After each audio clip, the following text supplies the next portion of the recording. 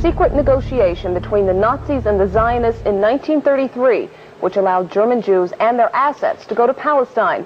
Rich Samuels joins us tonight with the story of the controversy behind the book and the author's struggle to write it. Rich? Deborah, with the rise of Adolf Hitler to power in the spring of 1933, the Jews of the world were faced with a dilemma. They could raise a cry of protest, a cry few would heed, or they could make a deal with Hitler, a deal that would bring a step closer their dream of an independent Jewish state. The choice they made was difficult and agonizing. This new book describes that choice. The book is called The Transfer Agreement.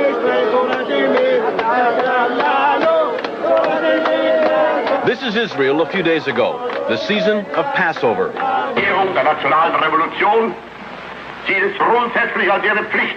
And this is Germany 51 years ago, the blossoming of Adolf Hitler's springtime.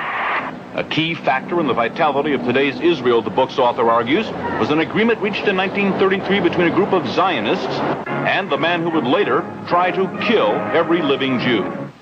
The great irony is that Adolf Hitler became the chief economic sponsor of the state of Israel. It will be an argument against, and a wrong argument against Zionists. Some who lived through those times fear the response to this book. The parents of the author feared its very writing. When your son came to you and said he was going to write this book, what were your feelings about his undertaking? I told him he's not my son anymore. Why did you say that? I told him I'm going to sit city. As though he were dead? That's right. I told him I don't like it. Because as being a Jew, I didn't want something to uncover on my own people. I was buried in a grave with only 7 people. I was 7 times captured. Edwin Black's parents are Holocaust survivors. For what? My parents never talked much about the Holocaust. Just Edwin Black, to fill the void left by the silence of his parents, has written this book, a dense, detailed chronicle of the early months of 1933. January 30th, 1933. Hitler becomes Germany's interim chancellor. The Third Reich has begun.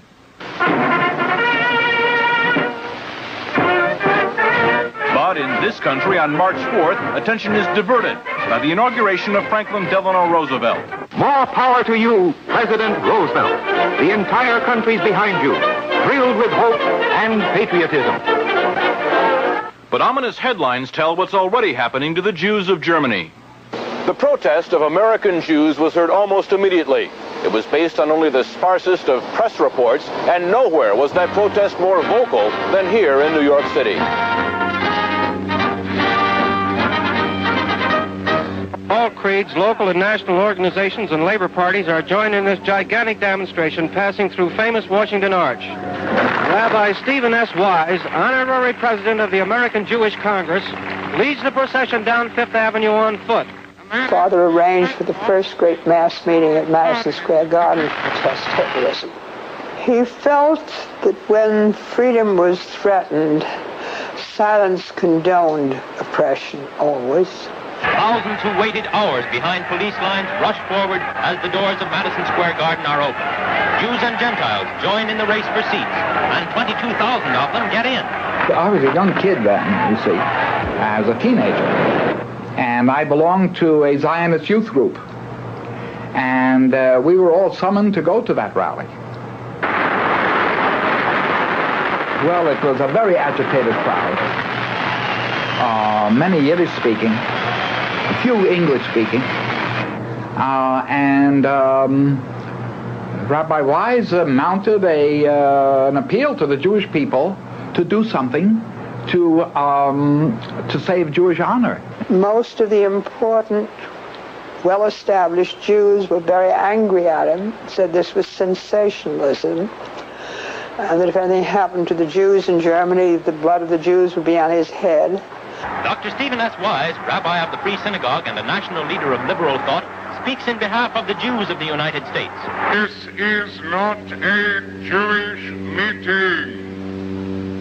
This is the conscience of America making itself felt.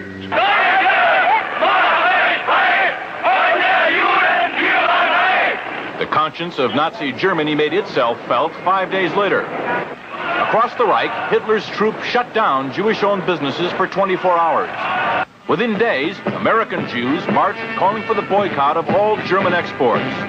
Jews throughout Europe echoed that call, so did Jews everywhere. But a group of Zionists at the same time was quietly negotiating an agreement with the Nazis to allow the immigration of German Jews and the transfer of their assets to Palestine. That deal, reported in August 1933, was the transfer agreement. Palestine, sparsely settled by Jews at the time, was radically changed as a result. I lived in Palestine from 1933 to 1936, and we saw every week transports of German Jews coming to settle in Palestine. And many new professions were introduced by them into the country, and they played a leading role in making Palestine then a more advanced and progressive country. Israel is really what it is because of the foundation laid by the Eastern European group, and then the lift toward an educated and well-organized government that came with the immigration of the German Jewish group. German Jewish settlement of Palestine was, for a time, official Nazi policy. These photos of Jewish life in Palestine, along with a lengthy text, appeared in 1934 in the Berlin paper Der Angriff. The publisher, Hitler's propaganda minister, Joseph Goebbels.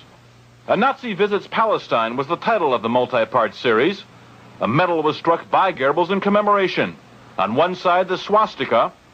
On the other, the Star of David. Hitler demanded one concession for the transfer agreement, that the call for a boycott of the Reich, raised by Jews here and elsewhere, be rejected by the Zionists. The Zionists made that concession. And so, while Nazis were marching in Germany,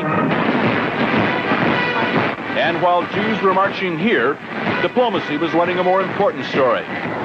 In the Mediterranean, where the dream of a nation-state for Jewish people came a step closer to reality. The story in this book some will find hard to accept. I still feel the hurt. But after I read it, I said, I'm all with you. Go ahead and write it. Because everything was exactly what happened, and that's the truth, and you cannot deny it. And the truth must prevail. And I'm not worried by the people who will find the book in bad taste.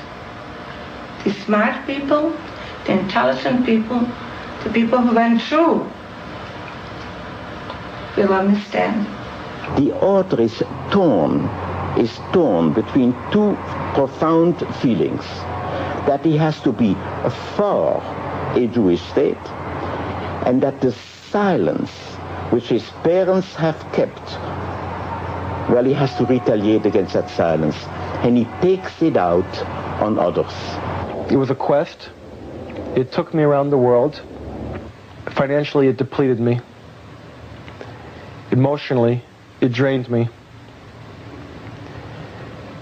And as far as my being a Jewish person and understanding my Jewish identity and my relationship to Israel and the Holocaust, it has fulfilled me. It has given me identity. That he tries to exorcise his own demons by creating ghosts to visit the nights of others is really a very personal drama. And my only hope is that he will not damage the people, the state, and the brethren and sisters whom he proclaims to cherish. Did you find what you wanted to know? Yes, I know what happened, and I know why. The transfer agreement will be available shortly. Macmillan is the publisher. Deborah? Thanks, Rich. Really interesting.